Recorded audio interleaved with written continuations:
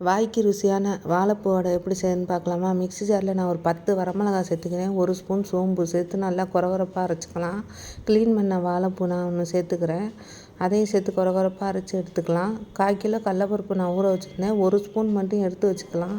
மீதியெல்லாம் கொரகொரப்பாக அரைச்சி அந்த வாழைப்பூவோட சேர்த்துட்டு தேவையான அளவு உப்பு சேர்த்துக்கலாம். உப்பு சேர்த்து 1 ஸ்பூன் இஞ்சி பூண்டு பேஸ்ட்டு அதையும் சேர்த்துக்கிறேன்.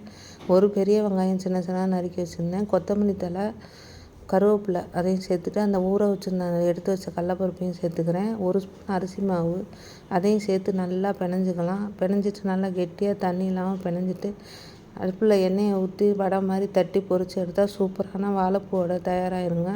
இது ரொம்பவே உடம்புக்கு ஹெல்த்தி. வாழைப்பூ சாப்பிடாத குழந்தைங்க கூட இந்த மாதிரி செஞ்சு கொடுத்தா நல்லா சாப்பிடுவாங்க. உடலுக்கு சத்து, வாய்ப்புண்ணுக்கு எல்லாத்துக்குமே நல்லது இந்த வாழைப்பூ. வீட்டில் நீங்களும் செஞ்சு பாருங்கள். சூப்பராக இருக்கும். வீடியோ பிடிச்சிருந்தா லைக் பண்ணுங்கள், ஷேர் பண்ணுங்கள், கமெண்ட் பண்ணுங்கள், சப்ஸ்கிரைப் பண்ணுங்கள்.